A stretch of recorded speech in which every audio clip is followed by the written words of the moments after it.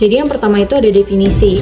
Dalam Kamus Besar Bahasa Indonesia, kata teknik berarti pengetahuan dan kepandaian membuat sesuatu yang berkenaan dengan alat industri. Kata ini pun berarti cara atau kepandaian membuat atau melakukan sesuatu yang berhubungan dengan seni. Kata teknik pun dapat diartikan sebagai metode atau sistem mengerjakan sesuatu.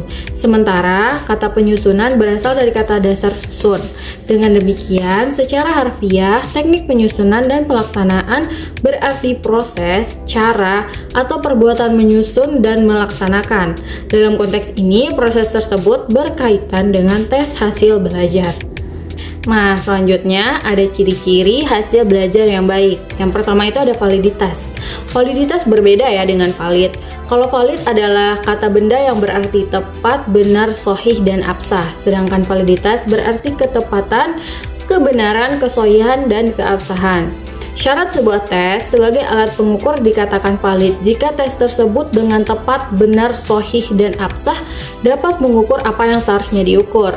Untuk itu, sebuah tes dikatakan memiliki validitas jika tes tersebut secara tepat, benar, sahih, dan absah telah dapat mengungkap atau mengukur apa yang seharusnya diungkap dan diukur melalui tes tersebut. Misalkan, andaikan tes ditujukan untuk mengukur kemampuan bicara, tesnya harus dalam berbentuk tes lisan, bukan menulis. Secara garis besar, terdapat dua jenis validitas, yakni validitas logis atau logical validity dan validitas empiris atau empirical validity. Validitas logis merupakan jenis validitas yang dianalisis secara pemahaman logis. Apakah tes tersebut valid berdasarkan teori-teori dari para ahli. Sedangkan validitas empiris merupakan jenis validitas yang dianalisis berdasarkan data-data empiris. Data empiris merupakan data pengalaman yang berupa skor atau nilai yang nantinya akan dikorelasikan. Jadi tes hasil belajar dapat dinyatakan valid jika tes hasil belajar tersebut dengan secara tepat, benar, sahih, atau absah telah dapat mengukur atau mengungkap hasil-hasil belajar yang telah dicapai oleh peserta didik setelah mereka menempuh proses belajar mengajar dalam waktu tertentu. Yang kedua ada reliabilitas. Kata reliabilitas dapat diterjemahkan dengan stabilitas, konsistensi, atau kemantapan. Sebuah tes hasil belajar dinyatakan reliable jika hasil pengukuran yang dilakukan terhadap subjek yang sama senantiasa menunjukkan hasil yang tetap sama atau sifatnya konsisten, tetap, dan stabil meskipun tes tersebut diberikan berulang kali. Reliabilitas atau ketetapan mengacu kepada konsistensi hasil tes. Meskipun diberikan beberapa kali kepada peserta didik yang sama, hasil tes tersebut akan tetap atau konsisten. Konsisten tidak harus sama, namun secara keseluruhan jika hasil tes turun, hasil semua peserta tes akan turun. Begitupun sebaliknya.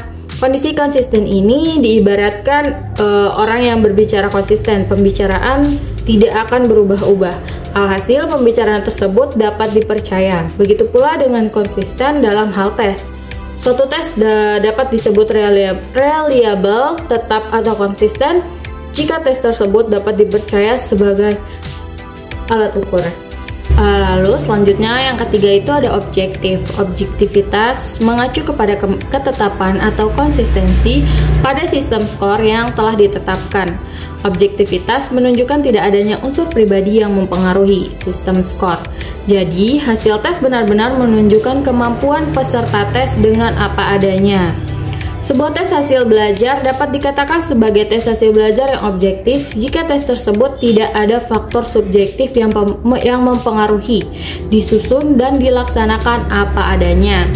Ditinjau dari segi isi atau materi tesnya, istilah apa adanya ini mengandung pengertian bahwa materi tes tersebut bersumber dari materi atau bahan pelajaran yang telah diberikan sesuai atau sejalan dengan tujuan instruksional khusus yang telah ditentukan.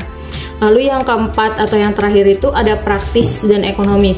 Praktis mengacu kepada kepraktisan dan kemudahan dalam pengadministrasian. Praktis menunjukkan bahwa tes tersebut mudah dilaksanakan, mudah diperiksa, dan dilengkapi dengan petunjuk yang jelas. Jadi tes tersebut sifatnya sederhana dan lengkap. Sementara ekonomis yang menunjukkan bahwa tes tersebut tidak memerlukan biaya yang mahal, waktu yang lama, dan tenaga yang banyak. Yang penting tes tersebut dapat diselenggarakan dengan baik. Lalu selanjutnya ada prinsip-prinsip dasar dalam penyusunan tes hasil belajar. Menurut Akhdiyat, prinsip-prinsip dasar dalam penyusunan tes terdiri dari 6 hal. Yang pertama itu ada sesuai tujuan instruksional. Tes hasil belajar harus dapat mengukur secara jelas hasil belajar atau learning outcomes yang telah ditetapkan. Hal ini dapat memudahkan guru dalam menyusun soal tes hasil belajar. Yang kedua itu ada soal-soal tes hasil belajar adalah sampel representatif dari populasi bahan pelajaran yang telah diajarkan. Dengan demikian, soal-soal tersebut mewakili seluruh performance yang telah diperoleh selama peserta didik mengikuti suatu unit pengajaran. Lalu yang ketiga ada sesuai tujuan tes hasil belajar.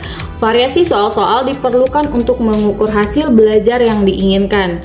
Terus yang keempat ada untuk memperoleh hasil yang diinginkan. Desain tes hasil belajar harus sesuai dengan fungsinya.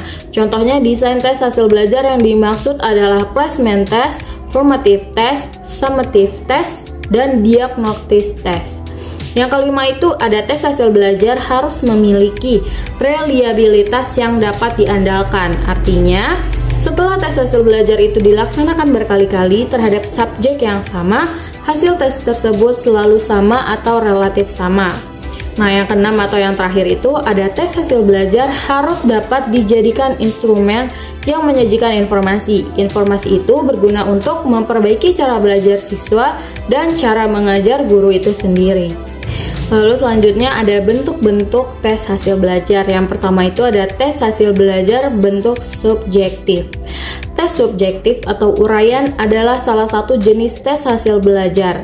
Bentuk tes ini adalah pertanyaan atau perintah yang jawabannya berupa uraian yang pada umumnya tuh cukup panjang. Bentuk tes ini menuntut penjelasan yang berupa komentar, penafsiran, dan perbandingan atas pertanyaan atau perintah yang diberikan. Jumlah soal tes uraian sifatnya terbatas 5-10 soal. Tes uraian dapat dibedakan menjadi dua golongan. Yang pertama itu ada tes uraian bebas atau terbuka. Jawaban atas tes uraian berikut sepenuhnya diserahkan kepada peserta tes. Peserta tes bebas merumuskan, mengorganisasikan, dan menyajikan jawabannya dalam bentuk uraian. Selanjutnya itu ada tes uraian berbentuk terbatas.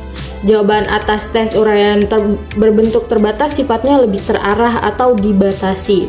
Setiap soal tes uraian bentuk terbatas tertuang dalam bentuk susunan kalimat yang cukup pendek. Namun, jawaban atas soal tersebut berupa uraian kalimat deskriptif yang terarah dan terbatas. Lalu yang kedua itu ada tes hasil belajar berbentuk objektif. Tes objektif adalah tes yang dalam pemeriksaannya dapat dilakukan secara objektif. Hal ini memang dimaksudkan untuk mengatasi kelemahan-kelemahan dari tes bentuk esai. Demikian pula jumlah soal yang diajukan dalam tes objektif jauh lebih banyak daripada tes subjektif. Tes objektif dapat dibedakan menjadi 5 golongan. Yang pertama itu ada tes objektif berbentuk benar atau salah, true or false. Tes objektif ini adalah salah satu bentuk tes yang soalnya berupa pernyataan dengan dua kemungkinan jawaban, benar atau salah. Tugas peserta tes adalah membubuhkan tanda berupa pada huruf B jika pernyataan tersebut benar atau huruf S jika pertanyaan tersebut salah. Yang kedua itu ada tes objektif berbentuk menjodohkan atau matching. Tes objektif ini adalah salah satu bentuk tes yang soalnya berupa satu seri pernyataan dengan satu set jawaban. Tugas peserta adalah mencari dan menempatkan jawaban yang telah tersedia sehingga sesuai dengan pertanyaan yang diberikan. Selanjutnya itu ada tes objektif bentuk isian atau fill in. Tes objektif ini adalah salah satu bentuk tes yang soalnya berbentuk cerita atau karangan. Beberapa kata-kata penting dalam cerita atau karangan itu dikosongkan atau tidak dinyatakan. Sedangkan peserta tes bertugas untuk mengisi bagian-bagian yang telah dikosongkan tersebut. Lalu yang keempat, ada tes objektif berbentuk melengkapi atau completion. Tes objektif ini adalah salah satu bentuk tes yang soalnya berupa susunan kalimat yang bagian-bagiannya sudah dihilangkan. Bagian tersebut diganti dengan titik-titik yang harus diisi, dilengkapi, dan disempurnakan oleh peserta tes. Yang kelima itu ada tes objektif bentuk pilihan ganda atau multiple choice. Tes objektif ini adalah salah satu bentuk tes yang soalnya terdiri atas pernyataan atau pertanyaan yang sifatnya belum selesai. Untuk menyelesaikannya, peserta tes harus memilih salah satu atau lebih dari beberapa kemungkinan jawaban yang telah disediakan pada masing-masing soal. Lalu pembahasan kita yang terakhir itu mengenai teknik pelaksanaan tes hasil belajar. Untuk teknik yang pertama itu adalah teknik pelaksanaan tes tertulis. Agar pelaksanaan tes tertulis dapat berlangsung dengan baik, pelaksanaan tes tertulis hendaknya dijauhkan dari keramaian dan kebisingan. Ruangan tes pun hendaknya cukup leluasa dan tidak memungkinkan peserta tes untuk bekerja sama. Ruang tes ini pun harus didukung dengan penerangan yang baik. Pelaksanaan tes tertulis pun hendaknya didukung dengan tersedianya meja dan kursi yang memadai. Agar pelaksanaan tes dapat dilakukan bersamaan, lembar soal hendaknya diletakkan dalam posisi terbalik. Segala bentuk sanksi kecurangan hendaknya sudah ditentukan lebih dahulu oleh sebelum tes yang dilaksanakan. Pada saat pelaksanaan tes, pengawas hendaknya berlaku wajar.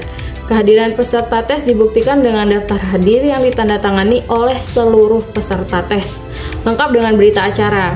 Jika waktu yang ditentukan telah habis, hendaknya peserta tes telah menghentikan pekerjaannya dan meninggalkan ruangan tes. Lalu yang kedua itu ada teknik pelaksanaan tes lisan. Sebelum tes lisan dilaksanakan, pemberi tes sudah menyiapkan beberapa jenis soal yang akan diajukan kepada peserta tes dengan pedoman jawaban, kriteria, waktu tes, variasi soal, dan pedoman penskoran yang tegas agar tes yang diberikan valid baik dari segi isi maupun konstruksinya. Untuk itu, pemberian skor atau nilai hasil tes lisan setelah seluruh peserta tes menjalani tes lisan. Pada saat tes lisan, pemberi tes hendaknya tidak menunjukkan sikap subjektif dengan membimbing peserta tes. Prinsip yang hendak ditegakkan adalah prinsip objektivitas dan prinsip keadilan. Dengan demikian, tes lisan harus berlangsung secara wajar. Sejauh mungkin dapat diusahakan agar tes lisan berlangsung secara individual. Yang terakhir itu atau yang ketiga itu ada teknik pelaksanaan tes perbuatan. Pelaksanaan tes perbuatan digunakan untuk mengukur taraf kompetensi yang bersifat psikomotorik atau keterampilan. Tes ini hendaknya dilaksanakan secara individual. Tujuannya adalah mengamati dengan teliti cara yang ditempuh oleh pemberi tes dalam menyelesaikan tugas yang telah ditentukan. Untuk itu, pemberi tes hendaknya tidak melakukan perbuatan yang dapat mempengaruhi peserta tes agar dapat mencapai kadar objektivitas yang tinggi.